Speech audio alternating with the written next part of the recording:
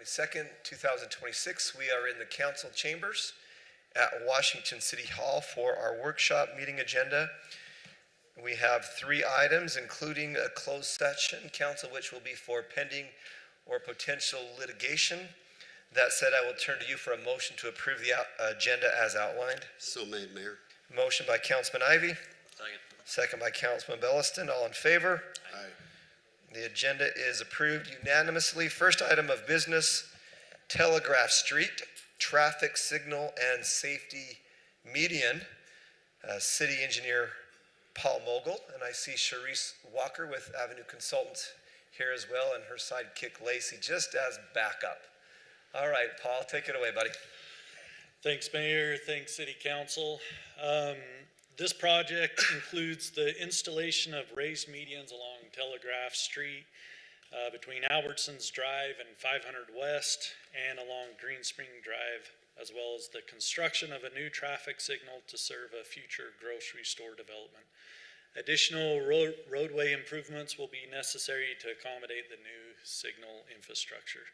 Because these improvements will affect access to several existing businesses along the corridor, we wanted to brief the City Council before beginning public outreach and project development. The city has retained Avenue Consultants to lead the public involvement process, which will include stakeholder engagement, business outreach, and public communication throughout the design and construction phases.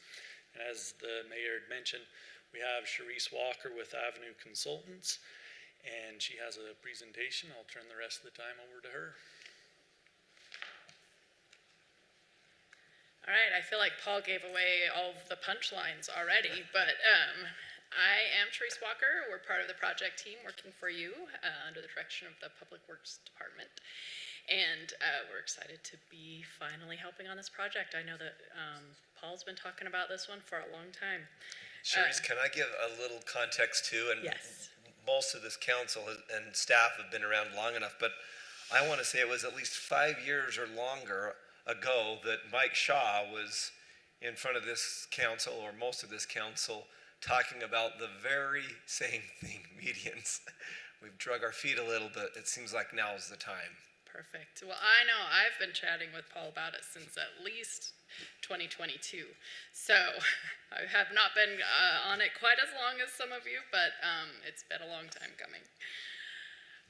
So as Paul mentioned, we've got a few different improvements involved in this, the new signal, and then the raised medians that will go from the west side of Albertsons Drive up to 500 West, and then from the intersection down Green Spring Drive to about Home Depot.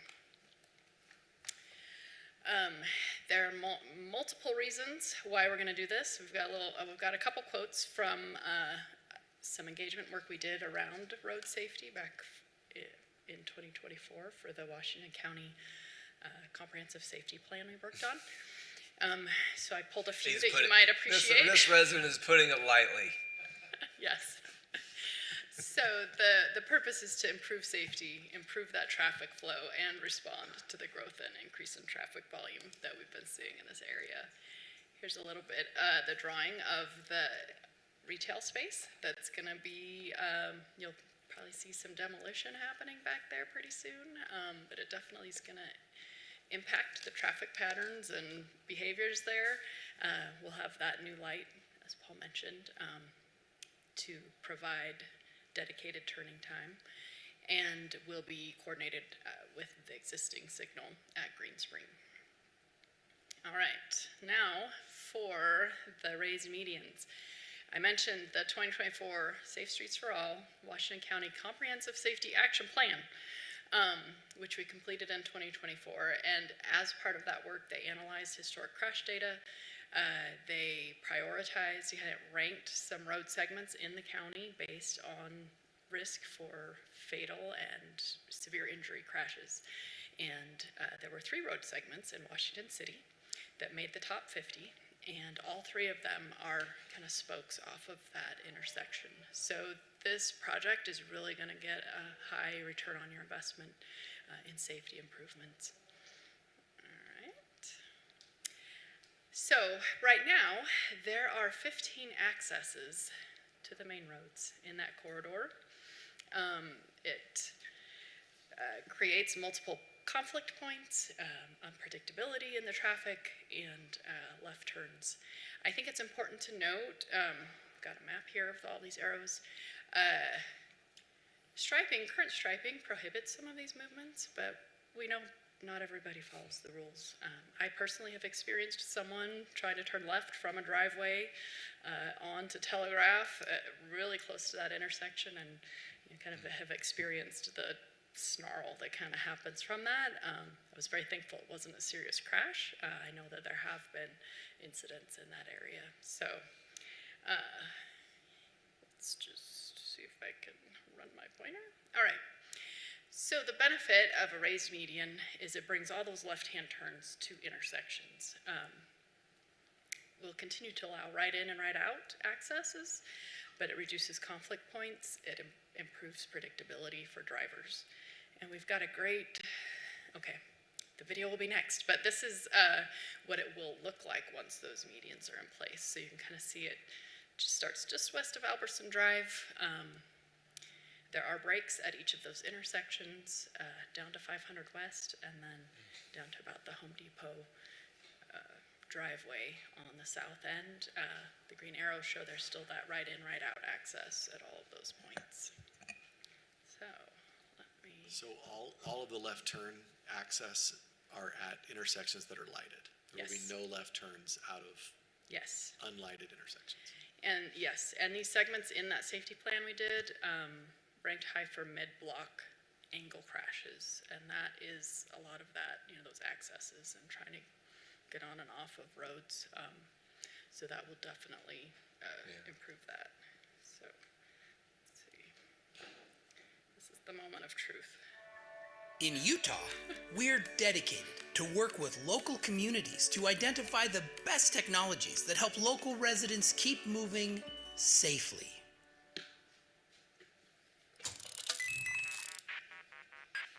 You know those video games where you had to cross the road and the other car's paths kept crossing your path? Well, it isn't nearly as fun in real life.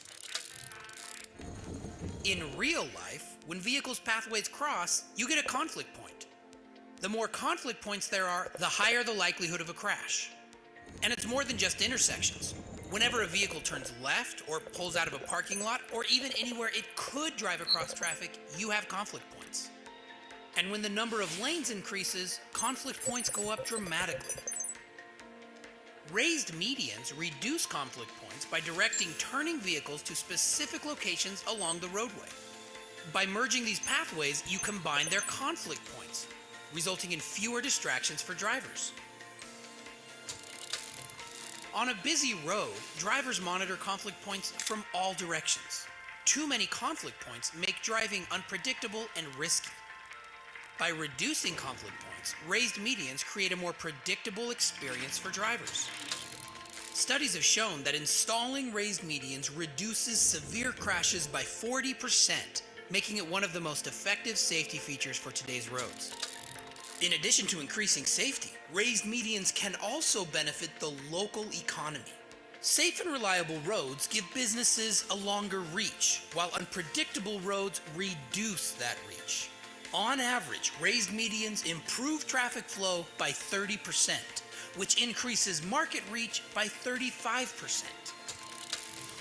In Utah, we work together with local communities to identify where raised medians can give drivers a safer and more predictable drive. This is how we keep Utah moving.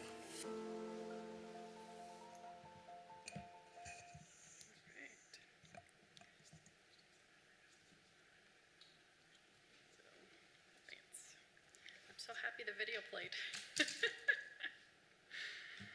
I can now get past it, would be good.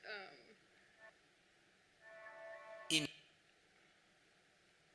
Okay, perfect. So, any questions about the improvements? Any thoughts about that? So Pretty good. are we closing any access points, or the medians just make them right turn, right in, right out only access points? Are That's what I understand is right in, right out will stay. there Yes. no proposed closure? Other than the Albertsons that needs to be adjusted? Okay. Perfect. All right, so for a timeline, we are still kind of in that design phase, having conversations with property owners, doing that prep work. We anticipate construction to start early in 2027, maybe even spring, kind of.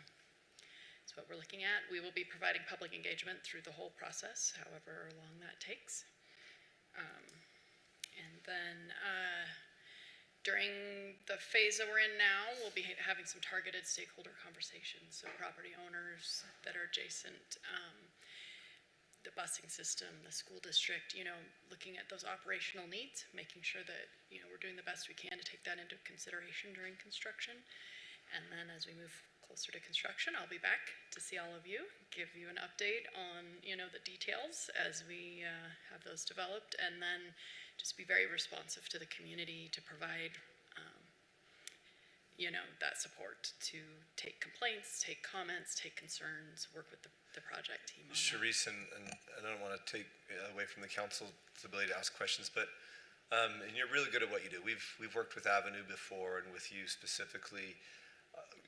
When we had this conversation years ago, one of the things that this council was very aware of is it's going to change a little bit the access at Albertsons and at Harts. But as I look at this and as I look at just kind of the detail that Paul included in our packet, like I see that this will ultimately be better access for those businesses, especially lining up that ingress, egress, adding the light there, and being able to coordinate the lights for the stacking. I actually think when this is done, it is going to be better for businesses both on the west side of Green Spring along Telegraph, but also on the east side. So I guess my question is, are you able to make that I think specifically our residents, our community is mostly those businesses. Yes. Those are our main contact points. Yes, and we have some outreach activity planned to work specifically with businesses, because I know change can feel scary, when you're like, hey, this is going to impact my livelihood. I mean, those are important We conversations. deal with that every council meeting, and Yeah. almost 10 out of 10, at least 9 point something out of 10 times, Yep. the end result is better than it was going in. But change can be scary, and sometimes it's just growing pains. Absolutely. So yeah, we definitely have plans to work directly with the businesses in that corridor and help them understand how their customers, would feel, because I think maybe what we're missing at this point is how many people don't go there. They just avoid it completely. Right. Because of the unpredictability. But if we and can the have better flow. congestion, yeah. So Good. that's why I hope to kind of convey that message that, raised medians will change the patterns a little bit, but you'll just draw people to intersections, the parking lots, there's a lot of interconnectivity. There's ways to kind of get past that, so. And I appreciate Blake and his department and Paul bringing this to the council. It's a big change for our community, and I think there's a lot of wisdom in them saying, hey, let's just get this in front of the council, so that, and council, really, this is your opportunity with Sharice, also with Paul and the other public works staff. If you have questions or comments on this is our opportunity. One more question for you real quick. When do you, assuming the council gives kind of the nod that I anticipate happening, when do you start that public outreach with the potentially affected businesses? We have channels established already. We've got a hotline, we've got a website, we've got an email set up. We would start this fall. I would like to have kind of almost like a workshop meeting, invite them Like an to open go house? through, some of this material specifically designed for those business concerns, to have those one-on-one conversations. Yeah. And if there's questions, whether their business is gonna be impacted, I have some strategies to encourage them to maybe get a little input from their customers. Maybe that's, would help kind of And how to open convey access that. during construction? Before. I would like them to be fully aware and, understand before. I don't want anybody surprised. That never goes over well. So we will be doing that this fall. Councilman Henderson. Yes. Hi, hey, thank you. This is wonderful. I was just looking at the map, and right between IHOP and is that Petco, there's a outlet from that Home Depot parking lot. going out onto, Green Springs Drive. That's a pretty rough intersection right there during the day. Is that the boundary between Washington and St. George? Is that why we're not continuing that, or? I think the is city that- boundary's a little bit farther south. Paul? Paul, you were too comfortable there. Stand up to that mic.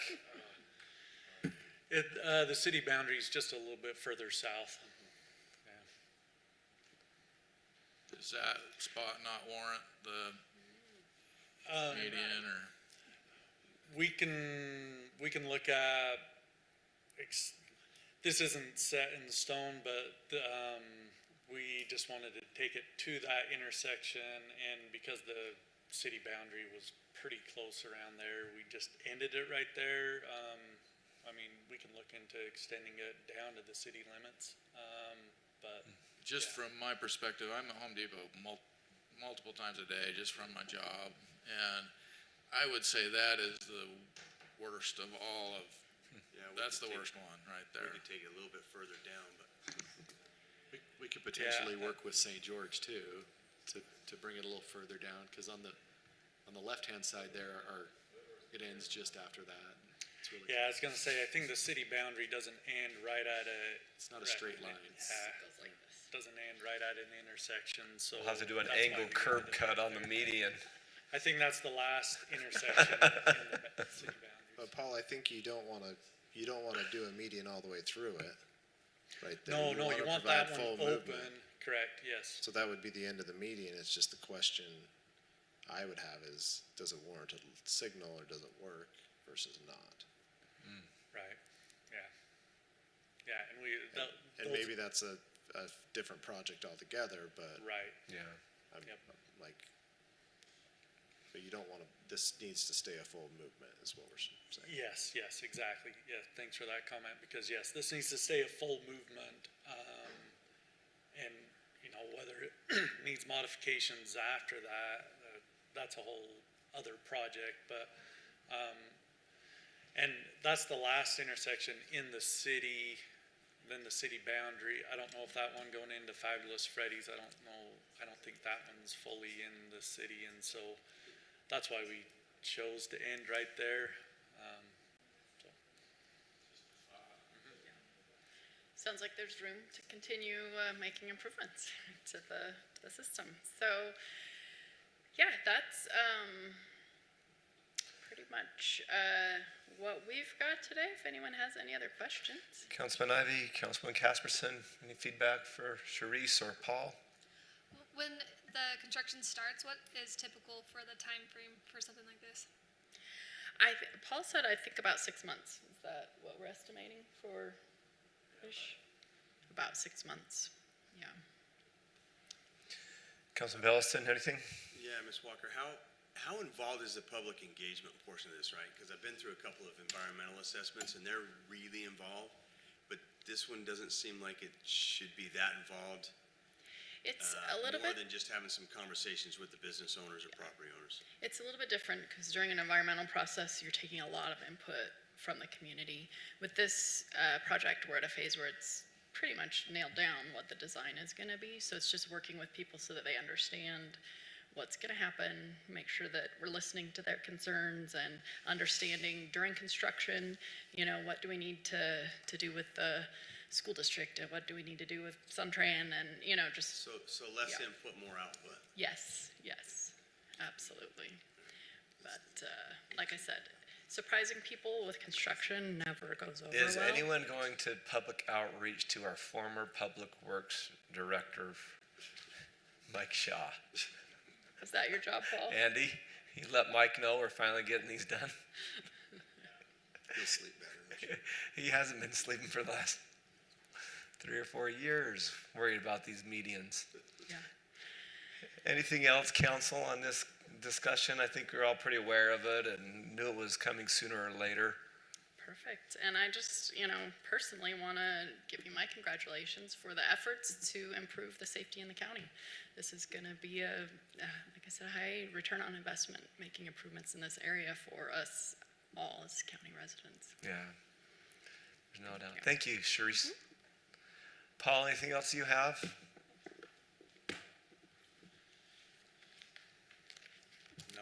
have anything else to add. Just thanks for your time and appreciate it.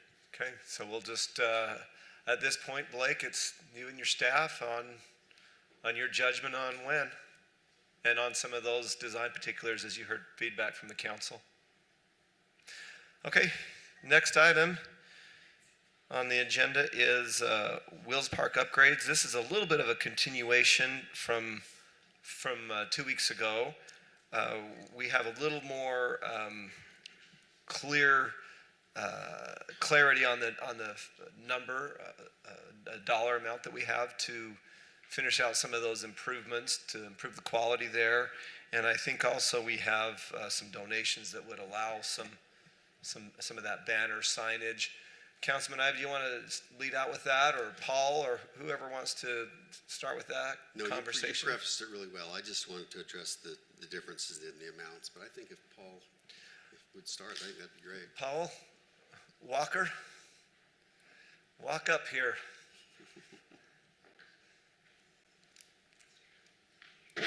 Thank you, Mayor, Council. Happy to give you a couple updates on some things we talked about in the last meeting. A few of the changes we've talked about after our discussion last meeting is we're gonna add some bike racks where the kids bring their bikes and leave them. We're gonna put some bike racks. We're gonna plant some more trees in the grass area. I know that shade will come a little bit slower, but that's some of the things we're working on, and happy to answer any more questions or anything else. Paul, do you have a dollar figure with those that you're talking about, like with the bike racks and the trees? Yeah, those are pretty small dollar amounts. The bike racks will be around $4,000 to $5,000, so they're pretty minimal. We're still going through bids and finding some cost savings. So we're probably looking around about 320,000 is kind of where we're shooting for with a lot of these numbers. The fencing, we're going to try some chain link in some areas, and some areas we're going to try some barbed wire, and we think that's significant savings. And as long as that works, we'll continue using barbed wire where it's temporary. If we need to, we'll upgrade to chain link. So we've done a few things like that will save us some money, and so we're kind of targeting that 300, 320 is kind of the price range that we think we may. I know we talked about, Councilman Coates, we talked about some benches and yeah, we've we've more kind shade of structures. changed the quantities of benches. We'll still add some benches, but not as many as we had before. Garbage receptacles, we're still adding a lot of that. We're still trying to work out, we're looking at some other options for shade, so we may have a combination of the cantilevered shade we looked at and some other options. So we're exploring a couple things that may be able to give us some shade in a smaller footprint and less dollar amount. So we're looking at some combination of things. On those trees, Star Nursery has been very generous with the city, and especially with their future store there. I would reach out to them too. Yeah, we can definitely do that. Hey, Paul, does the 320, that doesn't include the archway? The No, council doesn't because want- our last discussion, we didn't Right. include that in Okay, good. that total. Thank you. So, like, none of this made it back into our packet, and what was in from last week still didn't include everything that we talked about in workshop, right? So I don't have it to review. Or are you gonna line item that back to the Yeah, council? we can get it, when we finalize the numbers, happy to bring Here's them back. where we finally landed on all the different things. Here's what we worked out on pricing and check the block that it Yeah, comes back. yeah, we can do that as we get some more firm numbers. Okay, that would be I great. thought it was a great conversation. I think that's great, Paul, if you're willing to do that. Is there anything else on that? Anything else that you'd want to add? Mayor, I'd just like some clarity on, I know that we had talked originally about 12 different shade structures. Has that number changed after we talked last week, or is that still kind of where you're at? That's still where we're at. We're kind of shooting for that number. We're gonna go down there tonight and pop up a canopy and see where we cast some shade, look at a few other locations. We may increase that a little bit, but we're kind of looking to do as much as possible. And then the bleacher seating, that was something that was originally talked about, but we haven't brought that forward, right? No, the bleachers we've got out there seem to be sufficient. Okay, If we need more for an event, we could bring some in from other locations. perfect. So what did we decide on that archway, that banner? Is there not enough funding for the archway right now, or Do we have a desire to do that? I know I was up in Pleasant Grove yesterday. I saw the new park there that seemed to pop up out of nowhere between the last time I was there. It looked pretty nice, but I know, funding constraints are always an issue, so. Well, Mayor, I'd suggested 2 weeks ago in council meeting that would be I felt like that would be a good community effort to, The community raise the money? raise the funds for it, and then have just a little plaque for those that contributed. I think that, our community is wonderful, they're generous. I think that would add a lot. I know that when people come there, it's kind of the place that they look forward to shoot their videos and take pictures in front of, and I agree. It was a really good discussion last week in council, and I realized too that money is something, archways are something that's not a necessity. It's something that's nice and adds to the quality of the park and the experience, but I really feel like that our local businesses would donate, already have some pretty significant donations towards that. So I appreciate taking that out. So, I guess my question to the council is if the community came forward and could fund an archway that the council approved of the design, is that something that the council would support? Mayor, I love the idea of the archway, and I wouldn't even mind if the city needed to put some money towards it as well. I mean, I think it's important for a park of that magnitude to have something like that. So, I That mean, signage. I like the sign that's there now, but I don't think it's sufficient for this park. And so I like the idea of having the community donate, but I mean, if the city needs to pony up a little bit too, I mean, I have no problem with that. And of course, Mayor, I'd be happy to, we want to work with the council, get with the design of it and stuff, but just numbers, that we're getting right now. You basically have the metal, the welding, then you have some rock work. Those are the big things, and I just can't emphasize enough how generous our community is and how willing they are to step up and contribute and help out. But the number that we're kind of looking at right now is around 20,000. We do it the Washington way, right? It doesn't need the biggest, most elaborate. It needs to be nice. It needs to be suitable for people to take pictures in front of. But I think that we can easily raise that amount within our city. I'm very confident of that. And I would be happy to get some designs and let council look and see what everyone likes, and then kind of run some numbers and see where it is. But I think on the top end, it's 20 to 25, and it could be as low as like 15, just to give you some numbers. Anybody opposed to that, with Councilman Ivy doing that, or you okay with that? If the community wants to step up, I got no issues with it. I guess from my perspective, my only challenge is, I have no problems with functional upgrades, but there's a lot of money in that park, and there's a lot of fun things to do, and you can spend money and spend money and spend money and spend money, but at some point you gotta say, hey, look, we've spent enough. I Right, think so- you make a great point. Like, I think the arch is cool looking. I really like it. When I look at that park, it speaks for itself. The enjoyment is the bowls, the things, the bike track, the splash pad, the playground. An archway doesn't define that place. I hate to spend more money that we've already spent. I mean, originally I was told this was gonna be a $10 million park. Ended up being 15 million, all said and done. So I'm just concerned that where do we stop, right? And it just speaks for itself. I really like it. I think it's cool. I'm happy. That's my biggest concern, is just spending more money on that park. I know we have some funds. It seems like we have more funds, but we should just, I would like to get hard numbers. I know, Councilman Ivy, you think it's 15 to 25. I think it's more than that.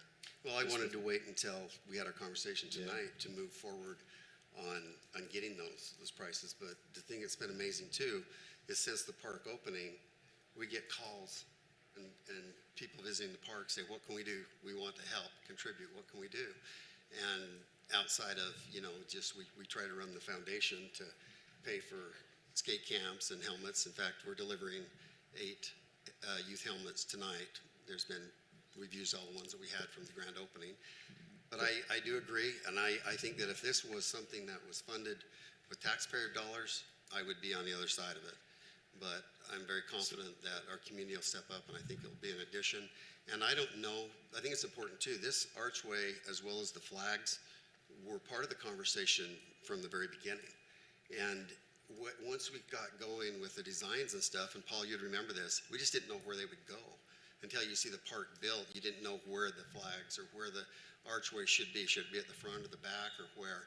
And so it's been a conversation from the early onset. I know Barry, we'd looked at it and said, well, let's just address this like towards the end. And then there for those last 2 months, we were working hard just to get the park open. But I'd be happy to bring it back and bring some prices, and that if that the council can look at and decide if that sounds all right, Mayor. I think the important thing though is we already went over budget on the park, and it was needed. That is the most used park I think I've seen ever. It is a used Previously it park. was the dog park. Previously, well, and it's funny that all the places we use, I think it's great. Again, if we can raise the money, but are we supposed to be in the business of asking our fellow? I mean, if people come to us and say, "Here's money," that's one thing. But I was going to ask Avenue Consultants, but pay a consultant to go ask Lacey would for have to money. go up the chain of command a few rungs, I think. I don't know. I just want us. I mean, I'm just concerned about it because when we talk about public funds, it's all public funds, right? We spent $15 million of public funds on it, and we got some arbitrage money, so that was good. But does it make sense to put it back on that or something else to be more of an asset? And that's the only thing I want to make sure is that we're not. Just because, I know Councilman Henry, you said throw a little money at it, but I'm like, we threw 15 million at it already. Yeah, but, so here's, we're talking about 12 shade structures and some other stuff. To me, a nice sign is just as worthy as any of those shade structures, so. Well, and again, I just be very clear because people at home might not follow what we're proposing, that this be raised by the community, and it's not even engaging them, it's them reaching out, wanting to contribute, wanting to help. So it's not like we're twisting anyone's arm, and people have a love for that park. They've realized what an asset it is to the community, and I agree. Like I said, if it was tax money, I wouldn't even be having the conversation, but I think we can provide something there tax-free and allow people to participate and feel good about contributing to the park. I think that's great then. What's our goal with the rest of the money? Because we have 389,000. So here- if we raise it outside, Is it 389 or 320? I think it's 389, isn't it, Jeremy? 387. 387 and change. Okay, 387 change. So here's what I'm hearing, and council, just fact check, just help clarify so Paul knows. What I'm hearing is we had a really good discussion 2 weeks ago. Some of those items, bike racks, trees, fencing, benches and shade, those were the primary practical, functional kind of punch list, not total punch list, but punch list items that I think are really justifiable, that the council feels is justifiable. Were there also, what was the security additions? Was it the? It was The the fencing. The fencing. The fencing mostly. The other big one was the flagpoles and garbage. Flagpoles and garbage. So you're going to put all those on a spreadsheet for council and Yeah. line out as best as you can on that. And then if there's no opposition, I think what Councilman Ivey is going to do is look to see if some private donors will willingly provide funding for an arch, at which point he would bring it and present it to council. Be happy to. Is that, anyone opposed to that? We don't vote in a workshop meeting, but no, but what's the plan with the remaining 57,000? If the rest is Let's- 320. Maybe let's wait and see where it all comes out, and then we'll know exactly how much we have left, and then you guys can decide what to do with the remaining, whatever is remaining. I think I sent out an email with the different options, but We don't want to discuss that now. we can, but we don't know exactly what the number is yet. Once Paul gets everything together, we'll know exactly how much we have remaining, and then I think that makes an easier I conversation. don't know that an exact number really matters. There's gonna be a little bit extra. Personally, in my book, it's debt, right? So I would rather pay the debt down. That's just me. That's kind of the conversation I wanted, is I whatever's don't- remaining after we do the kind of the essentials. essentials, and as we look at this archway with donations, then that doesn't, and then the rest goes toward the debt. You're going to be around 65,000 probably when you look at the that you're saying that you're estimating 320, that could change. But we also have 387, where our previous conversation, it was closer to 308 or whatever the conversation was. And so we're going to have a significant amount left over, but I wouldn't mind paying the debt down if that's the prudent thing to do. But we also look at maybe some needs in other areas for the city to consider as well. But I always like paying debt down. That always makes you feel better if that's, you know, if you can do that, if it's the prudent thing to do, then I think paying it down would be great. But we haven't heard even some other options that you might have bring forward and say, well, this could really help with this or that, you know, and have some options to look at. Little League concession stand building, they gave you Yeah. guys a, We've got a lot of parks projects. that thing was trimmed. Yeah. One interesting part, just from a governmental accounting standpoint, is because the money came out of impact fees, it came out of bond, and it came out of For a grant. purpose. For instance, we can't take it and use it for upgrades at the community center or any other place. The only thing we can do with it is pay down the bond or put it back into impact fees, Okay. which those came from. But we have a lot of impact fee Or into the projects that are in there, project. too. Okay. Or use it for this project, yes, correct. Those are the three options. Paul, will you let me know when you have that list and those numbers Yeah. based on council feedback? Yeah, we And can we'll get that get you to you. back on another workshop agenda. We'll keep Okay. chewing on it. Okay, sounds Hey, Paul, great. can I say one last thing, Mayor? If Councilman. you don't mind. Gotten to know the new employees, Yeah, and I don't know who does your hiring, but if I had a business, I'd have you hiring for me. They are great individuals that have just brought a really good feel to the park, where they're very kind, but there's a presence there that is fantastic. So I'd just say good job on that Yeah. as well. thank you. We're really happy with the employees we've got out there. Yeah. They've been great. Thank you. Thanks, Paul. Council, anything else on Wills Park? Jordan been seen rollerblading down there? Any sightings of, Where's George? is he wearing knee pads and a helmet? Elbow pads too? And a pillow tied on his back. Pillow on the backside? Okay.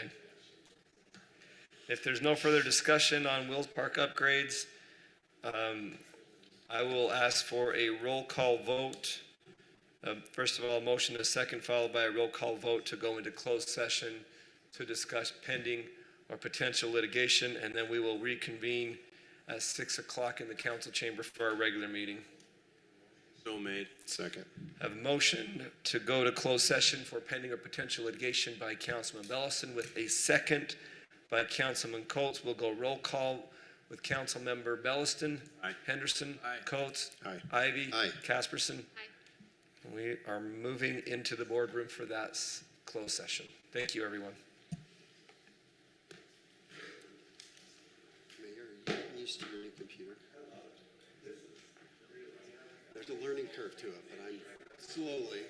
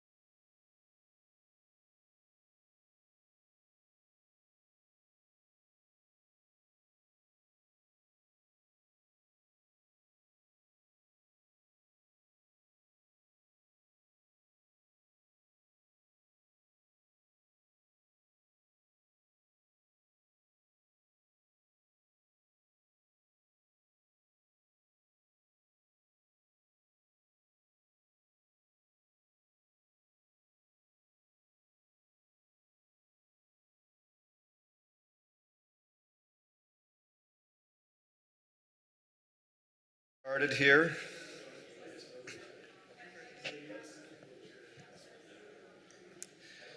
It's 6 o'clock, and despite going a little over time for the workshop, we are back on schedule. Today is Wednesday, July 22nd, 2026. We are in the council chambers at City Hall for our regular meeting. As a reminder, our meetings are streamed live and archived at washingtoncity.org/meetings.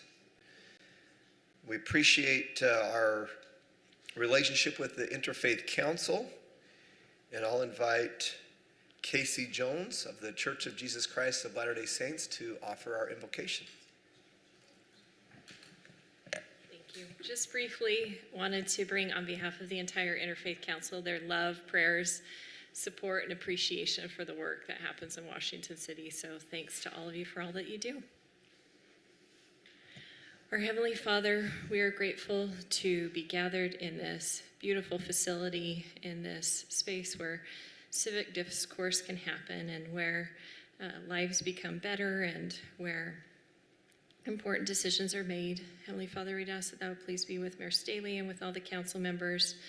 Please also be with all the employees in the city departments and all of the work that they do that make this community such a wonderful place to live. Father, we'd also ask thy blessing to be upon our friends and neighbors to the north. Please bless those in Beaver County who are suffering, and please help us to reach out with help and love and support to them in this time of need. Heavenly Father, please bless that this meeting will be able to have thy presence, that civic discourse will be able to happen peacefully, and that there will be wisdom in making the decisions that are laid before the council this night. And again, we're grateful for all of thy blessing, and we say these things in the name of Jesus Christ. Amen. Amen. Thank you, Sister Jones.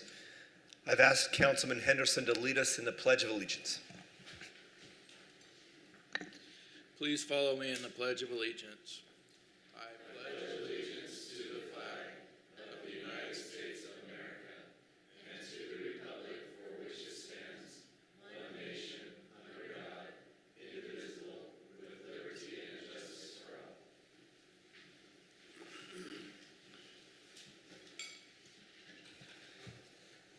Council, I will make note that we do not have need for closed session this evening.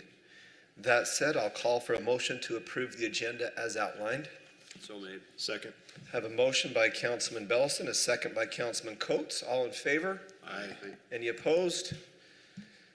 The agenda is approved unanimously. I will make note that today, July 22nd, we are 178 years, 363 days from the 24th of July, 1847, when Brigham Young and that first wagon company traveled about 1,300 miles from Illinois into the Salt Lake Valley. And I think the famous words were something along the lines of, "This is the place." The unlucky ones got sent south a few years later on what they call the Cotton Mission. Nonetheless, we will still have a really nice celebration on Friday for Pioneer Day. Incidentally, we are 250 years and 18 days removed from the signing of the Declaration of Independence. Pretty impressive. And we're 250 years, 20 days removed from the official vote in Congress that declared the colonies free from British rule. So just a couple of fun points of context for the day and year and the blessing we find ourselves to be in Utah and as a state in the United States of America. Speaking of the 24th of July, the parade will be wonderful. The entries were full well in advance. It will start at 8 a.m. It will follow the parade route from the community center on 300. It will turn right or to the west on Telegraph Street, and it will end up Main Street a block or two. At 9 a.m., free donuts at Veterans Park for attendees in red, white, and blue. I'm not sure if one or two of those combinations will get you a free donut. I don't think I'd take my chances. Chance. From 9 to noon, we will have games, our traditional foot races, and activities at Veterans Park. If you stay after noon, it's too hot, go home.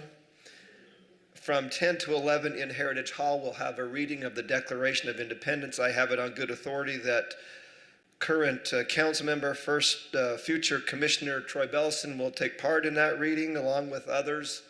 I said if they get desperate, I'll help out too. At 11 a.m., free popsicles again for attendees dressed in red, white, and blue. That night, 10 p.m., fireworks will be lit off from the community center for the entire Washington County community to enjoy. I'd like to welcome Chair of the Planning Commission, Pete Bullock. Just walked in. Council, anything that I missed on announcements this evening? I embellished a little bit because we have an incredibly short agenda tonight. Next item of business, declarations and abstentions. Anything to declare or anyone abstaining from a vote this evening? Seeing none, we'll move on to the consent agenda, which consists of approval of minutes from the City Council meeting 7/8/26. I'll call for a motion on that. Mayor, I can make that approval. I read the minutes and found them to be in order. You've heard the motion by Councilman Ivey. Is there a second? Second. Second by Councilman Belliston. All in favor? Aye. Any opposed? That is approved unanimously, 5-0. Item 5, award of bid. This is consideration to award the bid for the Telegraph Street Asphalt Repair Project to Staker Parson in the amount of $624,165. Assistant Public Works Director Andy Stephen, if you'll present on this item.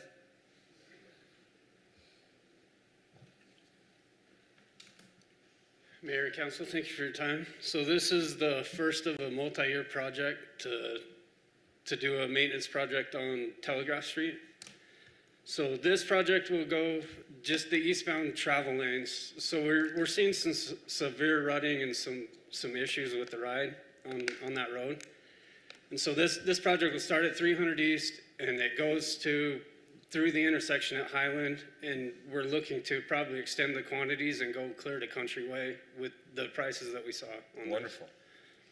Wonderful. So this is eastbound lane, so half Telegraph eastbound? Yeah, so just the eastbound, we'll just do from the bike lane, take out the double yellows, and so just the travel lanes. And we'll be milling off 2 inches asphalt and putting back 2 inches asphalt. Okay. Council, questions for Andy? I'm just, again, kind of surprised that the engineer's estimate was like $210,000 higher than the actual. So Don't say that out loud, I'm though. happy. The bids will come in higher next time. I'm happy that they are, but is that kind of the trend that we're still seeing? Yeah, I think personally that the engineers are still kind of running off of COVID prices where they were out of the ballpark, and so they adjusted up, and now we're seeing more realistic prices. So I could see the engineers coming back down. Further discussion on this item? Milling off 2 inches, when would we get started? We kind of left that open to whenever it fit in their schedule, which I think we're reflected in the pricing. So. Okay, good. Council, if there's no further discussion, I'll entertain a motion. Mayor, I'll make that motion that we approve the award to Staker Parsons Western Rock for $624,165 plus any additional dollars they decide for the extension up to the budgeted, we already have budgeted for the project. Yeah, this comes out of the maintenance money, so. Thanks. Well said, Councilman Coates. You've heard the motion. Is there a second? Second, but just a quick question, plus the, Well, he mentioned he's going to extend quantities and go farther because they had budgeted up to 800, right, Andy? Yeah. I was thinking 800, so. So I would say, well, I'll so amend we're my approving motion this to the Staker up to Parsons, 800. but then giving him the latitude for a change order. for a change order up to the budget amount of 800,000. Is Okay. that what we had? Yeah, so I have an engineer estimate to extend the quantities to Countryway is 196,500. Okay, so I would leave that up to staff to determine. Second. Okay, you've heard the amended motion by Councilman Coates and a second by Councilman Belliston. All in favor? Aye. Any opposed? Thanks, Andy. That's approved 5-0. Item 6, we have a couple of conditional use permits. 6A, consideration to approve a conditional use permit C-26-05 for a commercial development located at 912 West Red Cliffs Drive. Applicant is Greens Development Community Development Director Eldon Gibb will present. Thank you, Mayor, Council. This site is approximately 1.98 acres in size and currently zoned C2. The surrounding zoning is open space to the north and C2 to the east, south, and west. The applicant has submitted a demolition permit to remove the Quality Inn that's currently located there, and that has been approved. Should be seeing work take place here shortly. The We're applicant, out there today, getting going, so. that's great. Great news. Get that going. The applicant is proposing 2 new retail buildings. Pull up the site plan here. The applicant is proposing 2 new retail buildings and 1 new restaurant building. These uses are permitted in the C2 zoning. However, buildings larger than 5,000 square feet require conditional use permit approval. As shown on the site plan, the larger retail building is situated on the northeast side. Zoom in here to that one. And is 26 feet tall and includes a variety of exterior colors. This building meets the required 20-foot street side and 10-foot side property line setbacks. Zoom in on these buildings adjacent to Red Cliffs here. The proposed 3,000 square foot restaurant and 3,100 square foot retail building are shown adjacent to Red Cliffs. These buildings are 27 feet tall, include building segmentation, and were designated to match the development on the corner of Red Cliffs and Green Springs Drive to create a cohesive building between the two. We'll go with a street view here. You can see this existing building there. The proposed building here on the corner, which will be located in this area here, will blend in with that existing building there. The required setback adjacent to Red Cliffs Drive is 20 feet. The applicant is encroaching this setback, which will need to be approved by the City Council. The property line is angled at this location, with the closest part of the building being 11 feet from the back of sidewalk and 16 feet 5 inches to the farthest property line. The required side yard setback is 10 feet, and again, the applicant is proposing for this to be a 0-foot setback. This setback will also need to be approved by council. Staff understands the need for this request and supports this ask. The proposed buildings require a total of 187 parking spaces.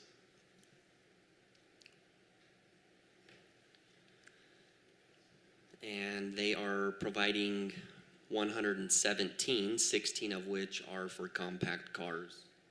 Proposed parking is providing in excess of 30 parking spaces. The applicant will provide a shared access agreement from the proposed development through the parcel to the west, which is where the Costa Vida is located, to allow better vehicular access from Red Cliffs Drive to this development. On July 15th, the Planning Commission reviewed this request and unanimously recommended approval as shown in the exhibits with the findings and conditioned as outlined below. We can pull up the building elevations here. You can see this is the larger 13,500 square foot in the northeast corner. And these are the 2 proposed buildings adjacent to Red Cliffs Drive. Well, then is there a proposed sign to go on the site? Like a monument? Like a billboard sign for the freeway, or no? There's an existing sign. Last I heard, they're planning to utilize that sign and just swap out. So we shouldn't need a conditional use permit or anything with that. That concludes staff report. I'm happy to answer any other questions. Council, additional questions for staff? Yeah, real quick, Eldon, on those setbacks. What utilities do we have going through there? Or do we have any utilities going along there?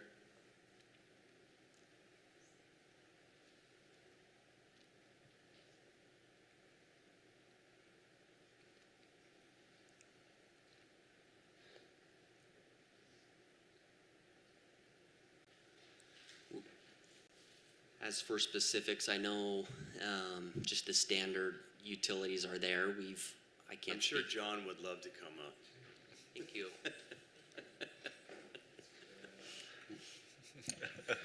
It was more fun to watch Eldon sit there and squirm. Hey, we're not gonna let Eldon do your job, John, come on. No, we don't have any utilities that parallel the roadway outside of the standard dry utilities and stuff there. All of our utilities are coming in perpendicular to it. There's a storm drain that you can see that comes up through the Costa Vida drive-through, but nothing specifically where their buildings are looking. Because under the staff report, both Public Works and Engineer brought up the setbacks. Is Public Works and the engineer comfortable with encroaching into the setback? Right, from a utilities perspective or for other perspective, right? I don't know that there's a site issue so much, but I mean, we're 50% into that, and I know that some of the other times we've had, I've seen staff get a little funny at times when things get built in a public utility easement. We would never get upset about that. No, my comments in regards to easements and stuff are back further in the development for looping of water mains and stuff like that for the development back there. This up front, we're comfortable with what we have. Our water main and everything is all free and clear of this. So we don't see that it would be. We have no problems with it. No, they're working on vacation of gas easement that runs up through there and stuff like that, but we don't have any issues with this one in this location. Well, I've got John, any other questions? If you're happy, I'm happy, John. I always want to make you happy, Troy. I guess my only question, and I'm assuming these are, the easements they need to vacate are the old access easement, and if there's gas easements, those don't come back to us, correct? That would go to only the public utility easement, sorry, John. Yeah, you're right. The gas easement from what I've seen is actually, with the gas company, so it won't come back for us. The access easement is access between. I'm just saying, can we do that in this motion if there are any? That staff just work through those, or do we have to, I mean, it's more of a question for Thad.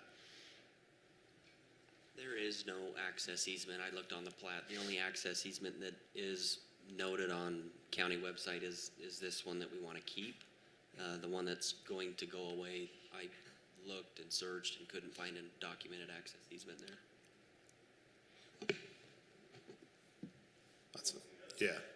Yeah, I'm fine. I just want to make sure, I'd just like to take care of it all in this, if we needed to. So staff could take care of those vacations if we had to, and that was my only question, if there were any that came up. But if we don't believe it's a public right, there's nothing for you to vacate.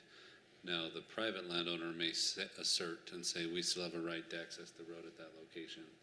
And we've hired a firm to represent and consult on that with those landowners. yeah, I appreciate that. I'm asking, I'll just drop it. If there's none, I won't worry about it. I just wanted to make sure we took care of everything in this meeting, so we're not back in 3 months saying, oh, we got to vacate this easement or this easement. But if there's not any we need to worry about from the Washington City side, then I'm not worried about it.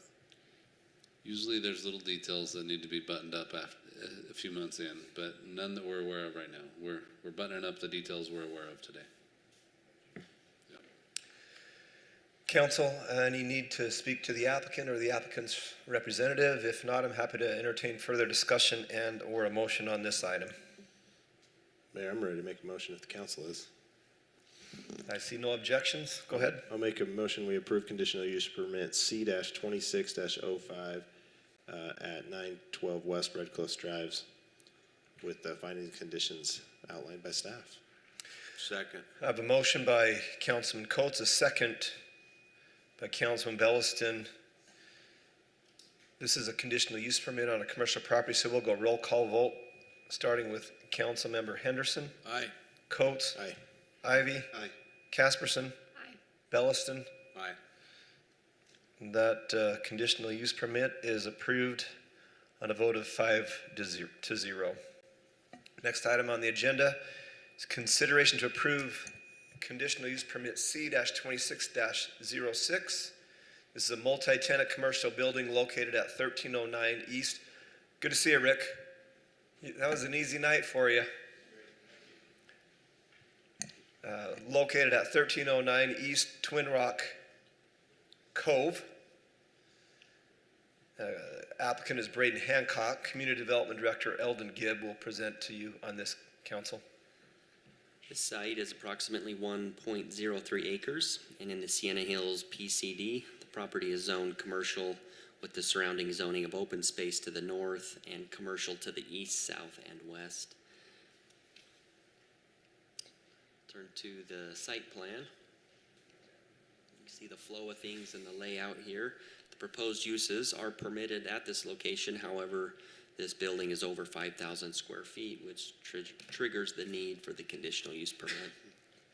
The applicant is proposing a 5,800 square foot building with 3 tenants, both of the end units utilizing a drive-through window with indoor and outdoor seating for patrons to utilize.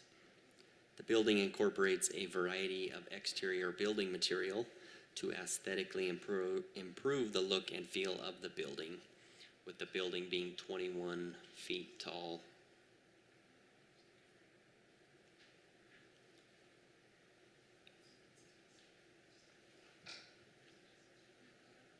You see these building elevations here, variety of color and material. The left tenant, as shown, is Huey Magoo's, approximately 2,800 square feet, which is a quick serve chicken restaurant expanding its franchise. And the plan is showing drive-through stacking at 14 vehicles. The right tenant is shown as Fizz, and being approximately 1,500 square feet, with stacking also at 14. The middle tenant is unknown at this time and approximately 1,500 square feet. Turn back to the site plan here. You can see the stacking orientation and layout. The applicant for this proposal also developed and owns the property to the east where Culver's is located.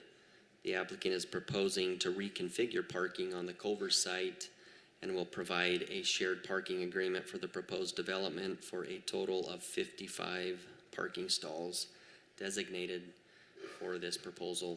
Required parking for the 2 known tenants is 29, which leaves 26 parking spaces for the middle tenant, which is more than enough for retail or a quick serve restaurant. Required parking for the Culver site is 38, and if all of the proposed 32 shared stalls were allocated to this development, this would leave 38 stalls for Culver's to use, which is adequate for the use there. Staff has no concerns with the shared parking agreement.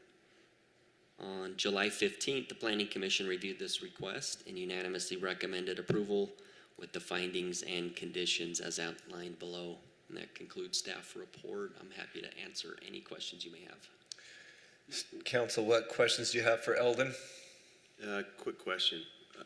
What's our ordinance for stack for soda shop? I would ask John to step up to the mic if he would be so kind. John, you're earning your paycheck tonight. We should get John a desk up here. We don't actually have anything on the ordinance books for that. When Mike was here, he had kind of worked out that we had a stacking of at least 15 vehicles on a soda shop. So it's kind of what we've run with, but we don't have anything codified in our ordinances in regards to that. Okay, I know they show 14 on the Fizz. It's actually, in my mind, it's 11 because it's anything after where you pay doesn't really count as a stack to me, right? But I don't necessarily have a concern with it. If we had an ordinance, we've either got to, get that fixed. But where you say it's not actually codified, then I don't have an issue with what they've done. Yeah, we tried to work with the developer to get as much stacking on the soda shop as we can and stuff, but yeah, we don't have anything specific on the books. That's good. Should we wait till John sits down before we ask him another question, or? No, but seriously, council, further questions for any staff member here this evening? We want you to vet this project. It's pretty straightforward. I'm just trying to think of a good one for John. I'll make a motion. Yeah, I do see Ammon Condi and Braden Hancock here. Do you have any question for the applicant, or would the applicant like to say anything? If not, we've got a motion ready. Tell us about Huey Magoo's and make a case of why it's better than Raising Cane's. Well, actually, I have hard data on that. In a recent national survey, Cane's ranked number 10 in the top 10, and Huey Magoo's hit number 5 in the top 10 chicken place. Quick serve restaurants. Okay. Yeah. Who's number one? What? Who's Oh, KFC? it didn't make the list. Sorry, Kurt. If you're still going to KFC, I don't know. But yeah, Huey Magoo's is fantastic chicken, grilled and fried, and some really fun custom lemonades that come out as limited time options. Really is delicious chicken, and they're expanding the brand heavily. They're very known in Florida and have a lot of following over there, and we have signed on to do at least 3 locations in southern Utah, and the first one on the books is here in Washington. Which is your hometown. It is Good my call, Brady. hometown. We would have a problem. We go back. We would have a problem if you didn't start it here. Yeah, so it's pretty exciting to be working in my hometown. I know, Troy a little bit, at least his dad, Kurt. We go way back to elementary school when I was at Washington Elementary. Kim lived across the street from us. That's been 15 years ago, but and Cress, of course, grew up with our family out here. So and Thad, we're class of 99. So it's kind of like a reunion when I come here, but yeah, Washington is my home, still always has been. I'm 45 this summer, and I've lived here for 40 of those years. And it's a great place to live, a great place to work. And exit 13, I think, is a really important exit. We need to get people stopping here and not going further onto St. George. You're speaking my language. Right. Well, so that's why we're working on, not just 2, but 3 additional concepts. Our Culver's has been growing steadily. Yeah, Culver's is great. Mm-hmm. It's doing very well. It's a wonderful restaurant, and so we only want to add to that quality and enhance it. So we are going to be joining the parking lots for ease of flow through there with traffic, and even putting our drainage underground to allow for, ample parking. We're going to have tons of parking, but we would really like to start getting some of that tour bus traffic that passes us by far too often. When they come, it's awesome. So we would like to give them more opportunities and choices to spend their money here in Washington. If the council approves your application tonight, when might you start construction? As soon as the building permits are approved. Right away? Yeah, we are. Wonderful. Yeah, we're concurrently, working on our lending, so that's not going to be a problem. And yeah, we'll be ready to go as soon as the city gives us the green light. Fantastic. Council, I know Councilwoman Casperson is ready to make that motion. Are there any additional questions or comments, interaction with the applicant? You'll like the chicken, and of course, everybody loves fizz. We've got lots of Coke on tap, so it should be fantastic. Now you're speaking Everyone's council. looking at me. Am I the only person that loves Coke? I would say you're the only one that has a problem. I am. But I'm in therapy. It's going well. I feel like he has all these waters up here. Thanks, Braden. Thank Appreciate you. Council, if there's no further discussion, I'll look to Councilwoman Casperson to make a motion on this item. I'll make a motion to approve conditional use permit C-26-06 multi-tenant commercial building located at 1309 East Twin Rock. And I'll second that, Mayor. We've got a motion by Councilwoman Casperson, a second by Councilman Ivy. We'll go roll call, beginning with Councilmember Coates. Aye. Ivy. Aye. Casperson. Aye. Belliston. Henderson. Aye. That is approved 5-0. Gentlemen, congratulations. We look forward to much success for you. You don't have to stay for the rest of the meeting, but you can if you want to. Item 7, we've got a few ordinances. Item 7A, consideration to approve an ordinance for general plan amendment G-26-02 from low density to neighborhood commercial located at 362 West, 3650 South. The applicant is Michael Welker. Community Development Director Eldon Gibb will present on this one. Eldon, do you want to run these concurrently? Happy to do so if you'd like, Mayor. Let's do that. And we'll also have you present on item 7B, which is consideration to approve an ordinance for zone change Z-26-13 from R112 to AP Administrative Professional located at 362 West, 3650 South. Same applicant, same presenter. We'll vote on them separately, but we'll let you present concurrently. Go ahead, Eldon. Thanks, Mayor. The applicant is proposing to change the general plan, land use map, and zoning here, both items here, from low density to neighborhood commercial for the general plan, for the purpose of developing the site into administrative professional type uses. The NCOM designation allows for 2 types of zoning, which include the AP, which is administrative professional, and the C1. Staff supports the administrative professional type use, and to give the city reassurance of what the end use could be, the applicant has submitted a zone change application asking for the AP zoning designation as seen here in the agenda tonight. With the realignment of George Washington Boulevard, this parcel has become isolated from the other residential lots and is next to the LDS Church with street frontage along both George Washington and 3650 South. In the past, there has been a little bit of confusion in the public meetings between general plan and zoning entitlements. And with this piece being unique and the applicant ready to move forward with zoning, we have done both applications in an attempt to be upfront with the end use.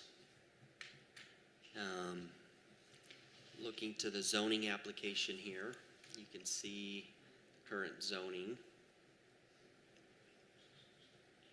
is the R112 zoning.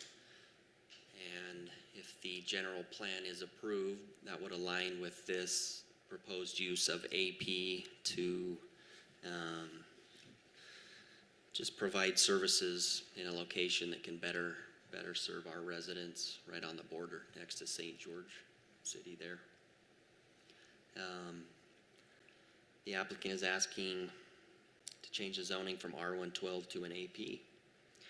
This concludes staff report, and I'm happy to answer any questions you may have at this time. Councilman Coates. No, I just have a comment more that I like the use right there. I think that's good use. That piece got segregated. I know we were involved in it at one point when we helped with the realignment of George Washington Boulevard, and I'm glad to see a office there. I think it'll be a nice office addition to right across from the beautiful George Washington Plaza and kind of clean up that corner. So I'm excited for it.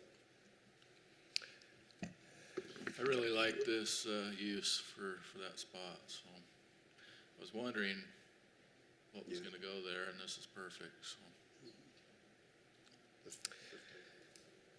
Additional questions, comments on these items?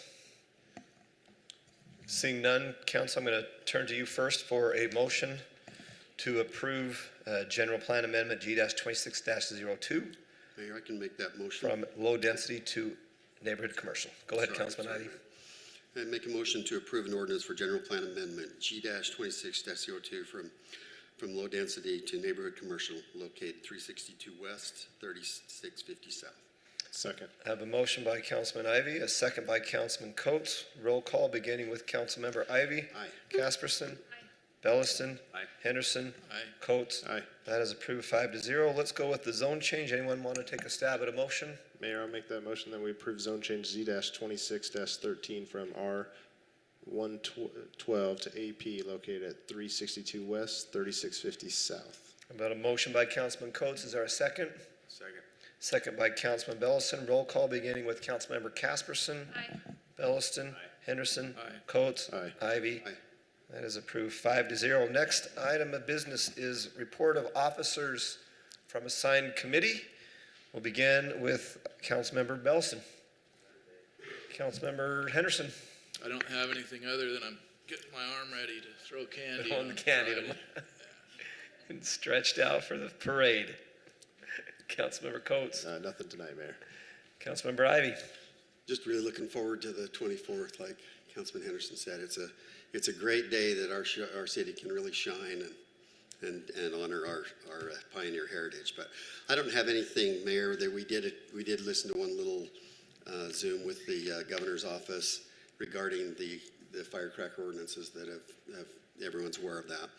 And then I have a hillside coming up. I'll report on that next meeting, but that's all I have. Thank you. Wonderful. Thank you, Councilman. And I don't have anything either. We'll move on to the next item, which is city manager report. Mayor, I do have a few brief updates. Great. We were talking a little bit about the 24th of July. I just wanted to kind of mention and thank our recreation, parks, public safety, public works. There's a lot of employees that make that event possible and help make it successful. And I think sometimes we don't always recognize that, but it takes a considerable amount of work behind the scenes, and we appreciate everybody doing that. Speaking of fireworks, they will be allowed this week for for Pioneer Day, starting tonight. So if you get home tonight and want to set off your fireworks, you can do that until 11 o'clock. Every day through the 25th, except for on the 24th, Friday, they're allowed until midnight. And then we want to encourage everyone to check the map, because now the map applies again for the places that you can do your fireworks. If you're in a red area, that's a no-go. That's a no-go. So be careful, Looking be at you, safe, Rick Henry. so that our Neighbor. fire department doesn't have to do that. The sewer repair on 300 East, everybody's seen that. It's been very successful, but we may have it open as quick as Friday, but if not, the first part of next week. So that'll be opening up soon. And then, again, just recognize the employees for the work. We've had a busy summer construction, monsoon, and event season. So a lot of work has happened. We know that road work, community events, and even the heavy summer rains have created a lot of additional demand. We just want to appreciate the efforts, the professionalism of all of our employees. They've done a great job of getting things ready and then cleaning up after the fact. So appreciate all that. That's my report, Mayor. Thank you. Well said. Thank you, Jeremy. We do not have need for closed session, so I will call for a motion to adjourn. Mayor, I'll make that motion, but I want to recognize that tonight is probably the shortest council meeting that we've had. Did we? At least in my time. 38 minutes? We're just very efficient. Mark that down, Hannah. 38. Yep. We do have a motion, though. I made the motion, yeah, we just need a second. I'll second that. Oh, man, I was going to Got alternate. to be on the record for the shortest council meeting. So, Do an alternate motion? motion by Councilman Belliston. Wait a minute, I have Second, an alternate motion out there. prior Do I to have a second? substitute by Councilman Ivy. All in favor? Oh, I'll nay if you Got want. it. Mayor, rules of Any order. approved? Any opposed? Did I get a 5-0 on the motion to adjourn? Nay. We are Nay. adjourned on a 3-2 vote 3-2 vote. in technically 39 minutes. Have a great evening, everyone.